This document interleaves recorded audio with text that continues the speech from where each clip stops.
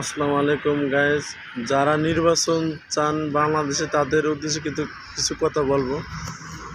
আমি বলবো আপনারা যারা বাংলাদেশে এই মুহূর্তে নির্বাচন করেন, নির্বাচনে ভোটে জিতে সরকার হতে চান, আপনারা একটা কথা মনে রাখবেন, দীর্ঘ 15 বছরে এই সময় এই সিচুয়েশনে কখনো কাঁচা বাজারের দাম এত কম থাকে নাই।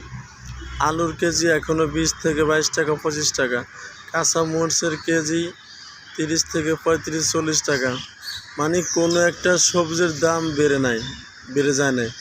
যতগুলো সবজি আছে, মানুষ নিত্য প্রয়োজনীয় জিনিস, সব জিনিসের দাম কম আছে।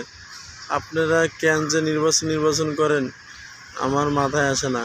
কারণ বাংলাদেশ জনগণ অনেক ভালো আছে, নিত্য প্রয়োজনীয় জিনিসের দাম কম, তাই আমাদের বাংলা মানুষ যেগুলা নিত্য নতুন খাইতে পারে, সাধারণ শ্রমিক দিনমজুরি যারা চলতে পারে।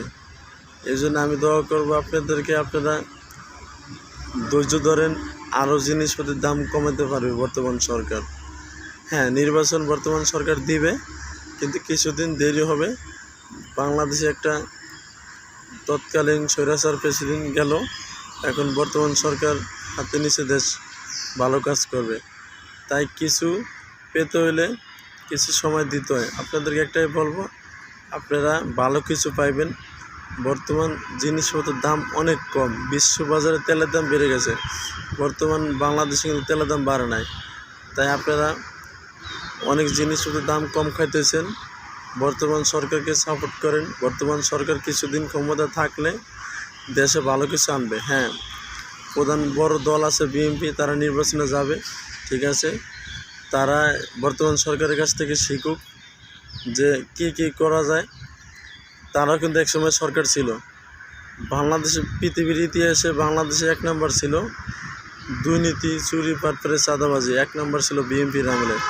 আমি বিএনপি সাপোর্ট করব, তাই বলে বিএনপি অপরাধ করবে এগুলো আমি মেনে নেব, তা হবে না।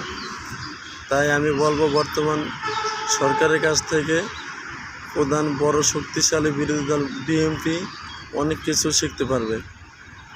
বর্তমান প্রধান বিরোধী দল বিএনপি, আপনারা যারা ভবিষ্যতে ক্ষমতা যাবেন, নির্বাচন দিলে ক্ষমতা যাবেন, আপনারা কি করলে দেশে এই জিনিসের দাম কম থাকে এগুলো শিখুন।